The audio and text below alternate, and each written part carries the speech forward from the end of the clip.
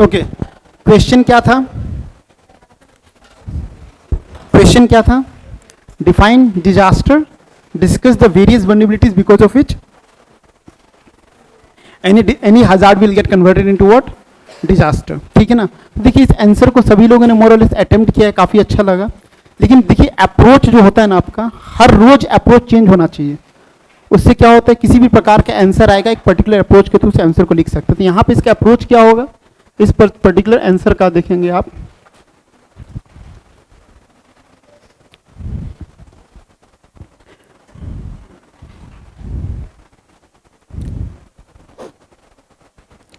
सबसे पहले आपको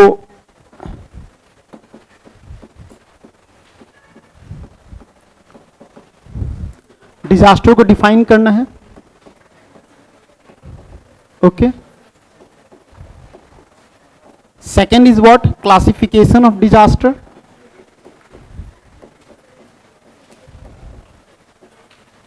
क्लासिफिकेशन ऑफ डिजास्टर, ठीक है ना?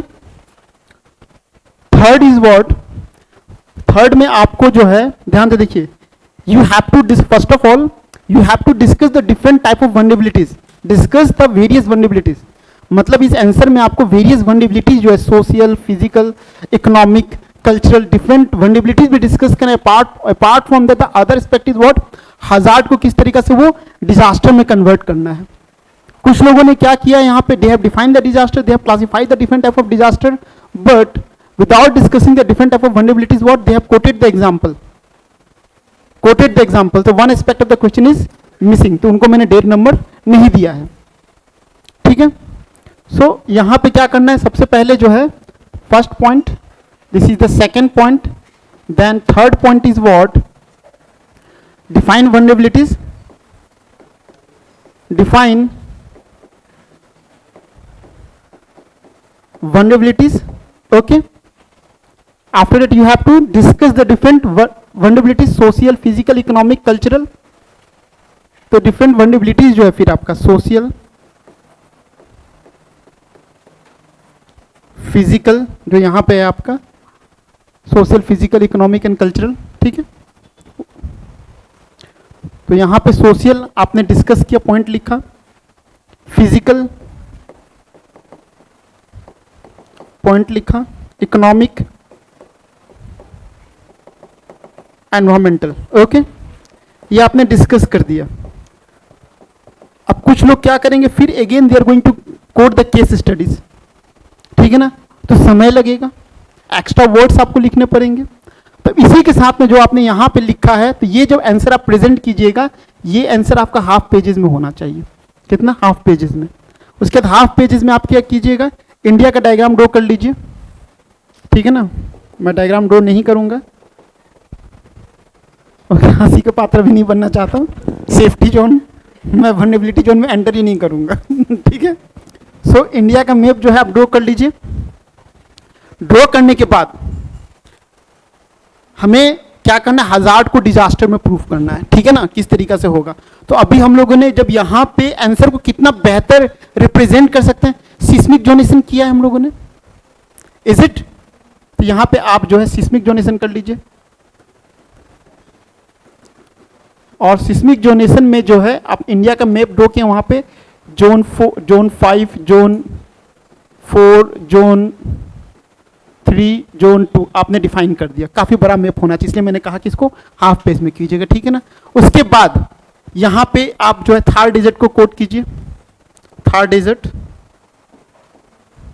ओके, थार डेजर्ट कोट किया आपने। उसके बाद यहां पे जो डिफरेंट फैक्टर जो है, फॉर एग्जांपल आपके पास 2 पेन है, सोशल फैक्टर, ठीक है ना? तो यहां पे क्या होगा, काफी लो लो लो लो, सब लो लो होगा। या लिखने की भी जरूरत नहीं है आपको, लिखने की जरूरत है क्या? ठीक है, यहां पे ओवरऑल क्या हो गया, लो हो गया। तो वल्नरेबिलिटी क्या हो गया आपका, वल्नरेबिलिटी लो हो गया। तो वल्नरेबिलिटी लो हो गया तो risk equals to hazard into vulnerability, vulnerability low है तो रिस्क लो हो गया। तो यहां पे हजार्ड क्या होगा, it will remain as hazard. Clear? फिर आपने यहां पे कोई दिल्ली का रीजन को कोट कर लिया, दिल्ली का रीजन को कोट कर लिया, दिल्ली का रीजन कोट करने के बाद अगर स्पेस नहीं है तो यहाँ पे लिख लीजिए आप सोशल फिजिकल, सिर्फ नाम लिख लीजिए, उसको दोबारा एक्सप्लेन करने की जरूरत नहीं कि यहाँ पे ऑलरेडी आप एक्सप्लेन कर चुके हैं। यहाँ पे सभी में क्या होगा, हाई हाई हाई हाई, फिर इसी से आप जो है लिख सकते हैं कि हजार्ड क्या होगा, रिस्क जो है काफ़ी हाई होगा, तो यहाँ पे जो हजार्ड जो है it will get converted into what, disaster. ठीक है, तो यहाँ पे आपको कुछ अलग से रिप्रेजेंट करने की जरूरत नहीं है। फिर लास्ट में वे फॉरवर्ड। सो यहाँ पे देखिए वे फॉरवर्ड क्वेश्चन के अनुसार ही होता है। आपको यहाँ पे ये नहीं, क्वेश्चन में ये नहीं पूछा कि जैसे आप लोगों ने वे फॉरवर्ड में लिखा है कि early warning system, awareness generation करना है, ठीक है ना, ये सब चाहे वो सब क्वेश्चंस कब हो, जब हम डिजास्टर मिटिगेशन की बात करेंगे, डिजास्टर को कंट्रोल की बात करेंगे। यहाँ पे हम जो है हजार्ड और डिजास्टर की बात कर रहे हैं। तो हजार्ड और डिजास्टर को समझने के लिए क्या है, हमें कोशिश करना होगी कि हजार्ड को हजार्ड स्टेट में रखें, तो वो डिजास्टर में कन्वर्ट नहीं करेंगे। तो वहां पे क्या कर सकते हैं, सिस्मिक जोनेशन कर सकते हैं, जो हम लोगों ने किया है। उसके बाद जो और जैसे मान के लैंडस्लाइड्स है, ठीक है, तो लैंडस्लाइड्स का भी जोनेशन होता है आपके हिली रीजन में, ठीक है ना। डिफरेंट कमिटीज जो इस कमिटीज को रिपोर्ट को फॉलो किया जाए, एग्जाम्पल आप लेटेस्ट लिख सकते हैं वायनाड का, वो आप लिख सकते हैं कि कस्तूरी रंजन कमेटी ने कहा था कि वो इकोनॉमिक सेंसिटिव जोन में आता है, ठीक है, तो वहाँ पे हैबिटेशंस वगैरह अलाउ नहीं किया जाए। वो पर्टिकुलर एरिया सिर्फ और सिर्फ आपका एग्रीकल्चर के लिए ही एलोकेट किया गया था, लेकिन लोगों ने जो है वहाँ के लोकल गवर्नमेंट इस चीज़ को बाईपास किया, वहाँ पे हैबिटेशंस का डेवलपमेंट हुआ, जिसके कारण से जो है लैंडस्लाइड्स में काफ़ी ज़्यादा 400 समथिंग 480 समथिंग लोगों का ह्यूमन लॉसेज हुआ। ये आपके लेटेस्ट एग्जाम्पल है, सभी लोग को पता है, ठीक है ना। तो इस तरीका क्या होगा, आंसर जो है आपका एग्जैक्ट कंप्लीट होता है। कुछ लोगों ने लिखा है लेकिन फिर मतलब सेग्रीगेटेड है, कुछ लोगों ने डायरेक्टली जो है ये फैक्टर्स छोड़ दिए हैं कि डिस्कस द वेरियस वल्नरेबिलिटीज। जब आप वेरियस वल्नरेबिलिटीज को डिस्कस कर चुके तो फिर आपको एग्जांपल के समय वापस लिखने की क्या जरूरत है, वहीं पे एक्सप्लेन कर दीजिए, ठीक है। तो ये भी देखिए आंसर राइटिंग आर्ट है। ये जो आपने लिखना शुरू किया वल्नरेबिलिटीज, एक न्यू पेजेस में लिखना शुरू किया, यहाँ पे 2-2 पॉइंट ही लिख रहे हैं, ताकि आपका मोर देन 60% पेजेस यहाँ पर है, और 60% पेजेस में एक बड़ा सा इंडिया मैप ड्रॉ के आप रिप्रेजेंट कर सकते हैं, ठीक है ना। कोशिश कीजिएगा, जो बच्चे इंटरेस्टेड है वापस इसको लिखने का घर में।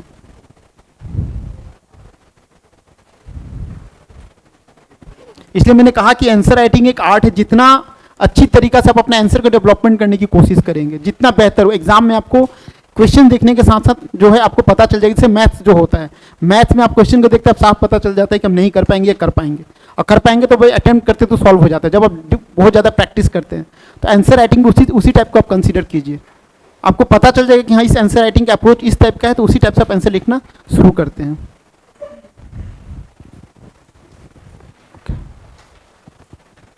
ओके, रिस्क डेफिनेशन लिख लीजिए।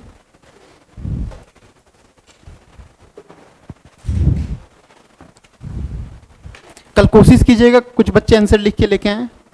मैं ज़्यादा लोगों तो नहीं चेक कर सकता, फर्स्ट 10 कॉपीज होंगे, वहाँ पे एग्जाम्पल कोट कीजिएगा वे फॉरवर्ड में, जैसे मैंने एक अभी लेटेस्ट एग्जाम्पल दिया, ठीक है ना। फॉर एग्जाम्पल अदर एग्जाम्पल भी ले सकते हैं कि यूपी में रेगुलर फ्लड्स आते हैं, यूपी में रेगुलर फ्लड्स आते हैं, ठीक है ना। कोसी नदी की बात करेंगे बिहार में, उसे क्या कहा जाता है, सोरो ऑफ बिहार, वहाँ पे भी रेगुलर आते हैं लेकिन रेगुलर लॉसेज होते हैं। लेकिन वही अगर ब्रह्मपुत्र रिवन की बात करेंगे, ब्रह्मपुत्र वैली की बात करेंगे, माजुली आइलैंड्स की बात करेंगे, तो they have adopted what, flood governance. तो फ्लड गवर्नेंस अडॉप्ट करने के कारण क्या हुआ है, उनका जो भी ह्यूमन लाइफ्स है, सोशल एक्टिविटीज है, कैपिटल इंफ्रास्ट्रक्चर डेवलपमेंट है, वो सभी इंफ्रास्ट्रक्चर डेवलपमेंट एज पर फ्लड है, जिसको हम क्या कहते हैं, फ्लड गवर्नेंस कहते हैं। तो फ्लड गवर्नेंस के कारण वहां पे अगर फ्लड आएगा तो it will remain as hazard, it won't get converted into disaster, ठीक है ना। किसी ने लिखा था, आपने लिखा था शायद, ठीक है।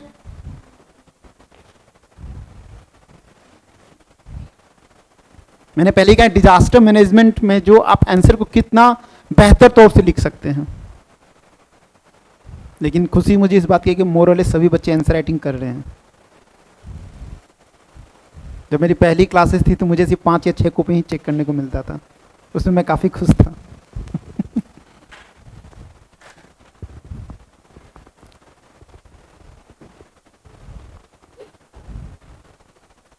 यहाँ मेडिटेशन की क्लासेस हो रही है आप लोगों की, कौन कौन मेडिटेशन कर रहा है? हाँ, शर्माइए मत, उठाइए, हाँ ठीक है, ओके। पीडीएफ आप लोगों के साथ मिल गए होंगे, साइट पे चेक कर लीजिएगा आप लोग, ओके।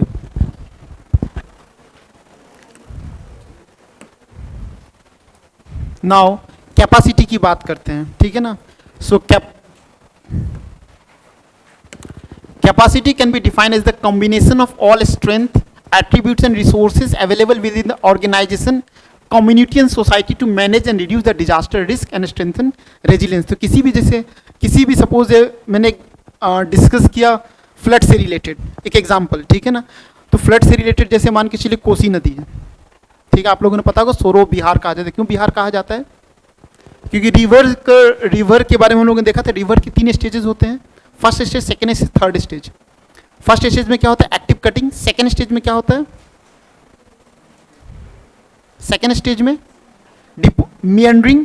थर्ड स्टेज में डिपोजिशन ऑफ सेडिमेंट्स, ठीक है ना। फॉर एग्जांपल अगर हम सुंदरबन डेल्टा की बात करेंगे, सो वो डेल्टा है, डेल्टा क्या, it's in the third stage, इसलिए वो काफी ज्यादा प्रोडक्टिव है। क्यों? क्योंकि वहां पे न्यू एलुवियल सॉइल का डिपोजिशन हुआ है, ठीक है ना, प्रोडक्टिविटी काफी स्ट्रांग है।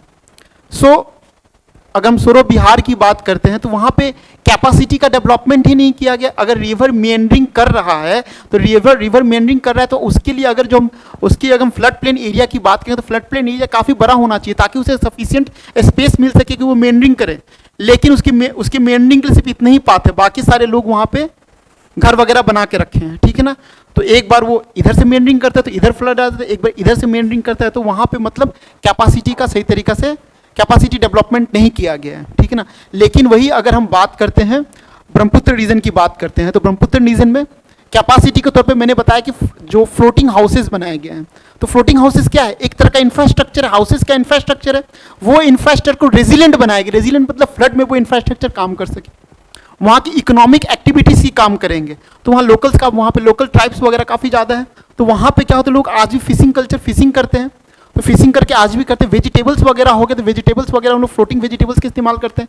यहाँ तक कि राइस की वेराइटीज़ जो है वो भी इस तरीके के राइस की वेराइटीज़ इस्तेमाल करते हैं कि अगर वो 28 दिन के अंदर पानी में डूबा भी रहेगा तो भी उसके बाद वो जनरेट हो जाएगा। तो हम लोगों ने वहाँ पे कहाँ फोकस किया? कैपेसिटी पे फोकस किया है। तो जिस पर्टिकुलर एरिया की अगर जैसे वनरेबिलिटी जोन की बात करते हैं, जैसे हमने देखा था रिस्क, अगर कोई एरिया अगर मोर वनरेबल है लेकिन वहाँ पे अगर कैपेसिटी काफ़ी स्ट्रॉन्ग है, कैपेसिटी काफ़ी हाई है, वहाँ की कैपेसिटी काफ़ी रेजिलेंट स्ट्रक्चर से वहाँ पे, जैसे फ्लड गवर्नेंस की बात की, तो वहाँ पे क्या होगा, हजार्ड आपका हजार्ड स्टेट में ही रहेगा, वो डिजास्टर में कन्वर्ट नहीं होगा। Flood in UP and Bihar they are being, उसे क्या फ्लड कहेंगे, वो दे आर बिंग डिजास्टर। लेकिन फ्लड इन अगर हम बात करेंगे ब्रह्मपुत्र वैली रीजन की बात करेंगे तो आपका हजार्ड में रहेगा, because they have adopted what, flood governance. तो वहाँ पे ह्यूमन लॉसेज भी नहीं होते, इंफ्रास्ट्रक्चर्स भी डैमेज नहीं होते, इकोनॉमिक एक्टिविटी भी आपका डैमेज नहीं होता। इसे हम लोग क्या कहते हैं, कैपेसिटी कहते हैं, ठीक है। सो कैपेसिटी में इंक्लूड इंफ्रास्ट्रक्चर आप डेवलपमेंट करते हैं। जैसे जापान की हम लोगों ने बात की थी, तो जापान में काफ़ी ज़्यादा अर्थक्वेक आते हैं, तो अर्थक्वेक जब आते हैं तो फ्लोटेशन, जब मैग्नेटिक लेविटेशन का कंसेप्ट यूज करके जो हम लोग फ्लोटिंग हाउसेज बना रहे हैं, तो वो क्या होगा, it's an example of your resilient infrastructure, ठीक है। Human knowledge, skills, collective attributes such as social relationship, leadership and management, ठीक, नोट कर लीजिए, ठीक है। नाउ क्लासिफिकेशन ऑफ डिजास्टर्स, जैसे नेचुरल डिजास्टर्स की बात करेंगे तो क्या meteorological disaster, flood, cyclones, hurricanes, typhoon, ये सब आपका क्या है, नेचुरल। जियोलॉजिकल डिजास्टर की बात करेंगे तो earthquake, volcanic eruption, landslide, tsunami, ये सब आपका क्या है, जियोलॉजिकल। जियोलॉजिकल्स में क्या आते हैं आपके, जो मोर और less they are related to tectonic plates, ठीक है ना। उसके बाद environmental disaster, global warming, manmade disaster, technological, transport accident, structure failures, explosions वगैरह हो गया, industrial, chemical spillage, radiations and warfare में टेररिज्म वगैरह, ठीक है। तो ये घर में आप लोग ड्रॉ कर लीजिएगा। Now disaster classification on the basis of duration, for example जो रैपिड ऑनसेट होता है, अर्थक्वेक, साइक्लोन, फ्लड, सुनामीज, ये सब क्या है, रैपिड है, काफ़ी तेजी से आता है, and that is why it is very difficult to control it. On the other end अगर हम स्लो ऑनसेट की बात करेंगे तो ग्लोबल वार्मिंग, डेजर्टिफिकेशन वगैरह, ये सब क्या है आपका काफ़ी स्लो प्रोसेस है। Okay, now causes for the occurrence of disaster, क्या क्या डिफरेंट कॉजेज हो सकते हैं, डिफरेंट कॉजेज ऑफ डिजास्टर क्या है। फ्लड जो है, अगर फ्लड की बात करते हैं तो डू यू थिंक फ्लड जो है मैनमेड है या नेचुरल है? हाँ क्यों?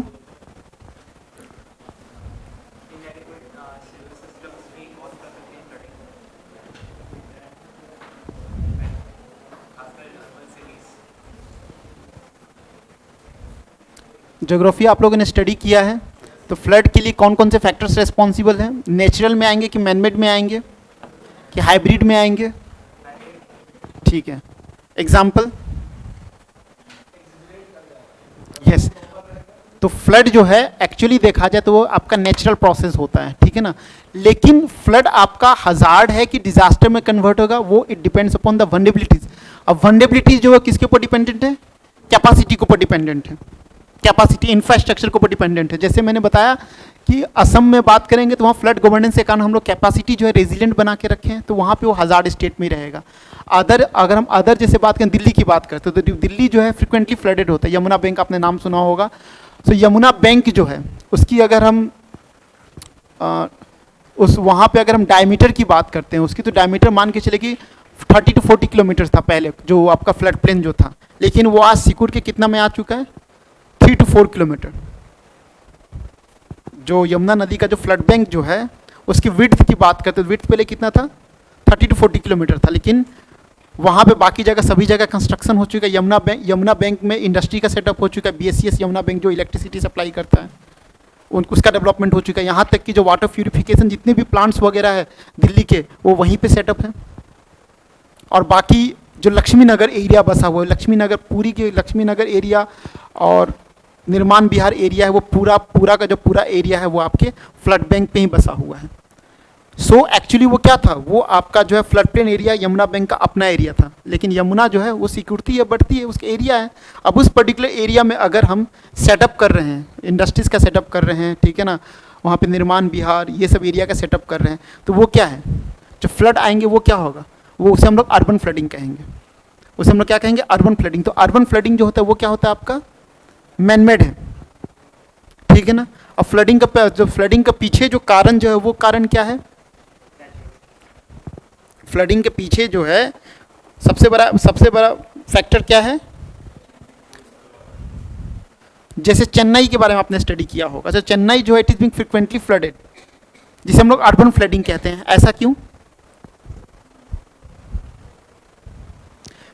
चेन्नई में कुल मिला के 1990s के समय में करीब 110 वेटलैंड्स हुआ करता था, 110 वेटलैंड्स। वेटलैंड्स क्या होते हैं? जो गांव में पॉन्ड्स वगैरह आपको जो देखने को मिलता होगा उसे आप ये वेटलैंड कंसीडर कर लीजिए। वो वेटलैंड्स जो है वो नेचुरली क्या करते हैं? जो पानी जो होता है उसे, जैसे बहुत ज़्यादा पानी हो गया, ठीक है, तो पानी होने के बाद वेटलैंड्स में चले जाएंगे, वेटलैंड स्टोर करके रखेंगे और वहाँ से धीरे धीरे सीपेज होकर वो ग्राउंड वाटर टेबल में चला जाएगा। उस तरह का फिल्ट्रेशन प्रोसेस होता है, ठीक है ना। आज वेटलैंड्स की जगह पे कंस्ट्रक्शन हो चुका है, तो जब कंस्ट्रक्शन होता है तो कंस्ट्रक्शन किससे किया जाता है? सीमेंट से किया जाता है। मतलब पानी जो है वो सरफेस के ऊपर मिलेगा, ग्राउंड वाटर में नहीं जाएगा, मिक्स नहीं होगा, इस कारण से फ्लडिंग हो रहा है। दूसरा उसका फैक्टर क्या है कि चेन्नई में देखिएगा ग्राउंड वाटर टेबल का स्तर काफ़ी नीचे चला जा चुका है। क्यों? Because of construction itself. वहाँ पे स्पेस ही नहीं है कि पानी जो है आपका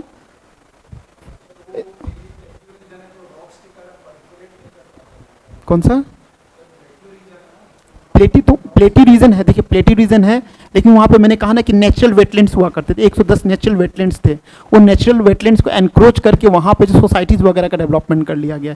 जब सोसाइटीज़ वगैरह का डेवलपमेंट होगा तो कंक्रीटाइजेशन होगा, और कंक्रीटाइजेशन होगा तो यहाँ वाटर जो है सीपेज नहीं कर पाएगा, पर्कुलेशन आपका नहीं हो पाएगा। तो ये भी क्या हो गया? इसलिए मुझे अर्बन फ्लडिंग कहते हैं। वो नेचुरल फ्लडिंग नहीं है, वो आपका अर्बन फ्लडिंग है। वहाँ की जो कैपेसिटी जो है वो कैपेसिटी को हम लोग डिस्ट्रॉय कर चुके हैं, ठीक है ना। अब वो भी एक फैक्टर है कि अर्बन फ्लडिंग अर्बन, और साथ साथ में ये भी एक ऐसा फैक्टर है जिसके कारण से ग्राउंड वाटर टेबल जो है वो काफ़ी लो जा चुका है। चेन्नई में आपको पता होना चाहिए कि वहाँ पे खुद का पानी नहीं है, पानी जो है आसपास के एरिया से आता है, ठीक है। सो कॉजेस क्या है? पहला environmental degradation, removal of trees and forest cover from the watershed area have caused soil erosion, expansion of floodplain area in upper and middle course rivers and groundwater depletion। सब एक दूसरे से कोरिलेटेड है। Developmental process, अगर जैसे आप जब Wayanad reason की बात करते हैं, सो वहां पे बहुत बड़ा फैक्टर क्या था? क्यों लैंडस्लाइड आया?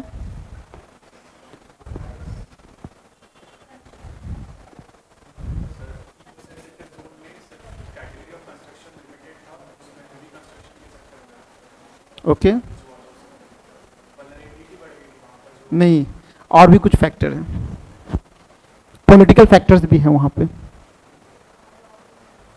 वहाँ पे माइनिंग प्रोसेस अलाउड नहीं है क्योंकि इको सेंसिटिव जोन में आता है, लेकिन वहाँ पे सीएम की सिस्टर की खुद की माइनिंग एक्टिविटीज चल रही थी, ठीक है ना, जिसके कारण से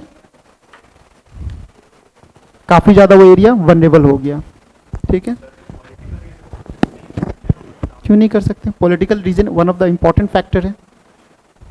अगर इको सेंसिटिव जोन बनाया गया है तो इको सेंसिटिव जोन सबके लिए बनाया गया, वहाँ पे किसी भी प्रकार का एक्टिविटीज़ नहीं। इको सेंसिटिव जोन में सिर्फ आप प्राइमरी एक्टिविटीज़ जो होता है, जो आप एग्रीकल्चरल एक्टिविटीज़ वो आप कर सकते हैं, सेकेंडरी टर्सरी क्वार्टरनरी एक्टिविटीज़ आप नहीं कर सकते हैं। Political issues and industrialisation, note कर लीजिए।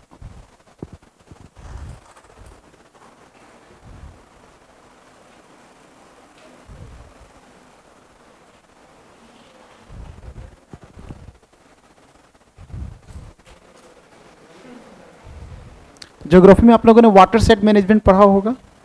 वाटर शेड मैनेजमेंट क्या है? Water shade management, water shade management, rain water harvesting. क्या है रेन वाटर हार्वेस्टिंग?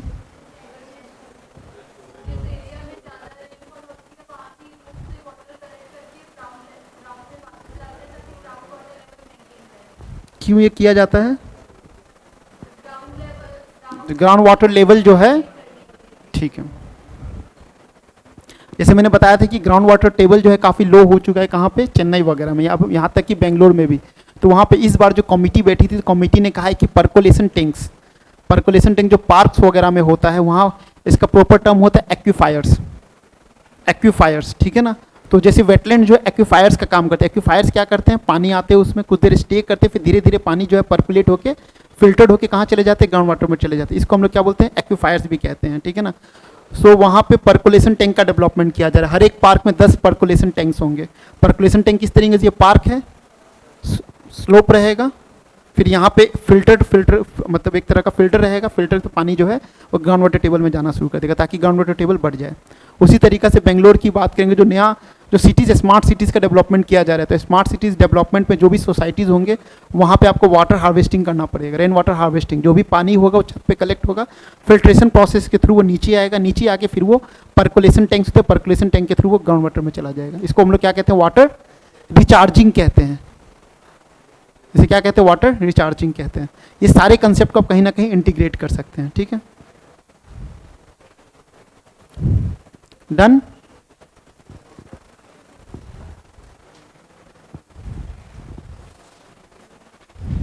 हो गया सभी का?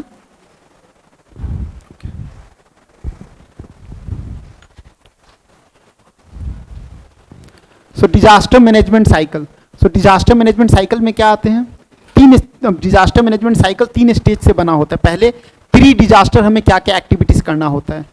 Pre disaster, during disaster and post disaster, ठीक है ना। तो तीनों स्टेज को हम लोग क्या कहते हैं? डिजास्टर मैनेजमेंट साइकिल कहते हैं। लिखिए यहां देखिए, pre disaster prevention and risk reduction करेंगे, प्रिपेयर्डनेस रहेगा। उसके बाद ड्यूरिंग डिजास्टर क्या होता है? सर्च, लोगों को सर्च करना, रेस्क्यू करना, रिहेबिलिएट करना, medicine and food supply provide करना। And post disaster what? Reconstruction करना, जो आपके डैमेज हो चुके हैं, लेकिन रिकंस्ट्रक्शन हम लोग रेजिलेंट स्ट्रक्चर का करते हैं, ठीक है ना, ताकि वो स्ट्रक्चर फिर वो अगर फ्लड आए तो फ्लड कोई रीजन जो है वो अगर अर्थक्वेक प्रोन रीजन है तो उसके बाद हम रिकंस्ट्रक्शन करने की कोशिश करेंगे, तो वैसा डेवलपमेंट करने की कोशिश करेंगे ताकि नेक्स्ट टाइम जब अर्थक्वेक आए तो वो आपका डैमेज ना हो। इसी उसको हम लोग क्या कहते हैं? रेजिलेंट स्ट्रक्चर कहते हैं। तो इस डायग्राम को ड्रॉ कीजिए।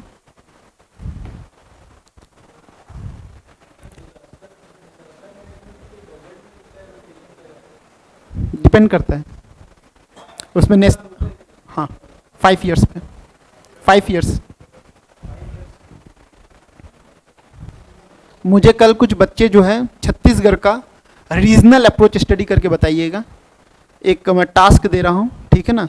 छत्तीसगढ़ का वनरेबिलिटी प्रोफाइल, वनरेबिलिटी प्रोफाइल मतलब it is more prone towards what type of hazard, and what is the possibility that that particular hazard will get converted into disaster, ठीक है ना। उसका regional approach study, regional approach का मतलब यहाँ पे छत्तीसगढ़ में जो डिफरेंट डिस्ट्रिक्ट्स है उस पर्टिकुलर डिस्ट्रिक्ट में कौन सा डिस्ट्रिक्ट जो है आपका मोर प्रोन टुवर्ड्स डिजास्टर है, ठीक है ना। ये रीजनल अप्रोच बहुत ज़्यादा हेल्पफुल होता है। यहाँ अगर आज हेल्पफुल नहीं होगा तो आपके इंटरव्यू में काफ़ी ज़्यादा हेल्पफुल होगा, तो थोड़ा सा रिसर्च कीजिएगा, ठीक है। हो गया सभी का, हो गया सभी का।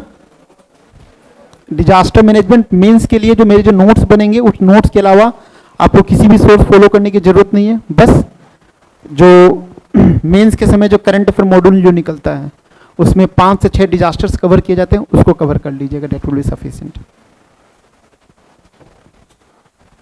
Okay,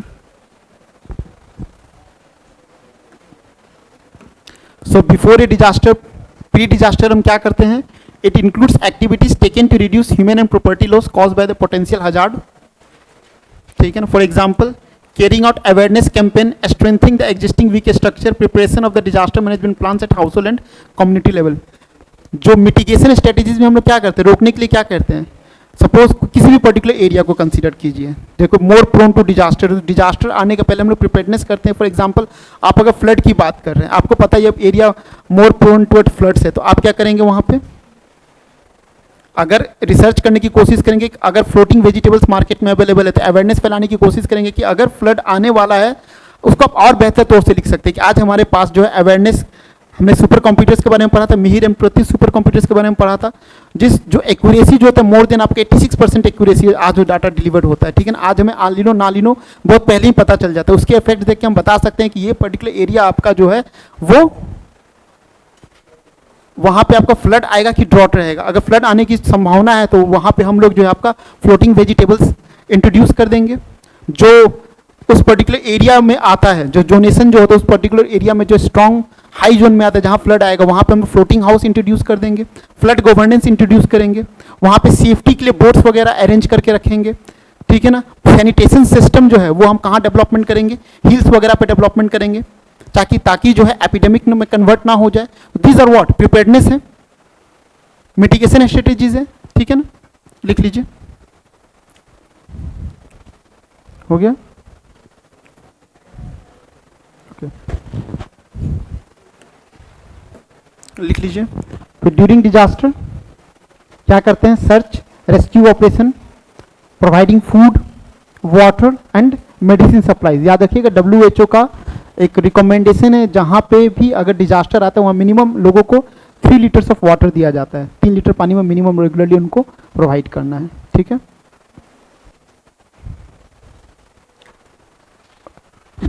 after disaster recovery, rehabilitation and reconstruction, ठीक है ना।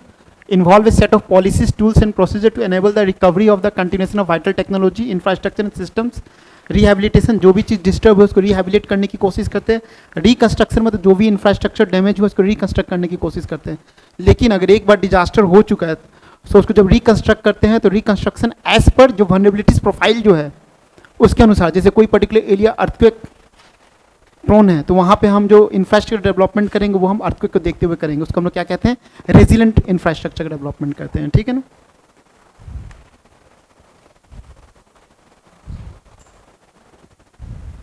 लिख लीजिए।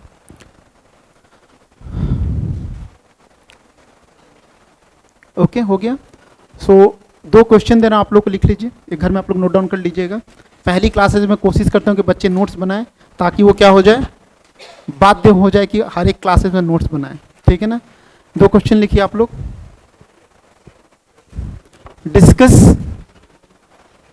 Discuss vulnerability profile of Chhattisgarh, vulnerability profile of Chhattisgarh, ठीक है। यहां पे देखिएगा वल्नरेबिलिटी प्रोफाइल में आप देखिएगा यहाँ पे सॉइल इरोजन केसेस हैं, उस केस स्टडी को सर्च कीजिए, ठीक है ना। It is prone to drought, उसको सर्च कीजिए। It is drawn to forest, it is more prone towards forest fire, regional approach, ठीक है ना। उसको उस पर्टिकुलर उसको सर्च कीजिए। नहीं वो मैं बता रहा हूं, मैं क्वेश्चन क्या था डिस्कस द वनरेबिलिटीज प्रोफाइल, तो अर्थक्वेक, कुछ पर्टिकुलर लैंडस्लाइड्स, कुछ सॉइल इरोजन, कुछ ड्रॉट, ठीक है ना, व्हाट आर द डिफरेंट, उसमें फिर लास्ट में आपको ये भी देखना है कि what are the different steps that are being initiated by the government to control those, है ना, that is called disaster risk mitigation programme, ठीक है ना, उसको सर्च करके लिखिए। उसके बाद एक क्वेश्चन लिखिए, discuss disaster management cycle of flood in Brahmaputra valley region. Discuss disaster management cycle of flood in Brahmaputra valley region, ठीक है ना। यहाँ पे मैनेजमेंट साइकिल का मतलब जो मैनेजमेंट साइकिल प्री डिजास्टर मतलब मिटिगेशन एंड प्रिपरेशन स्ट्रेटेजीज, वहाँ पे लोगों ने क्या चेंजेस किया है, they include flood governance, floating houses, floating vegetables, sanitation system develop on the hills, proper communication system, even कुछ पर्टिकुलर एरिया में the tribes they are having satellite phones also with the permission of the local state government, ठीक है ना। During disaster the same thing, post disaster अगर कुछ case studies हुआ है, इसे आप जो है सर्च करके लिखिए। I will be taking this all this things into the classes, लेकिन छत्तीसगढ़ प्रोफाइल ये खुद से सर्च करके लिखिए आप लोग, ठीक है ना। एंड अच्छे से नोट्स बनाइएगा, इस नोट्स को अपने नोट्स में इंटीग्रेट कर लीजिएगा, ठीक है ना। तो thank you, thanks a lot.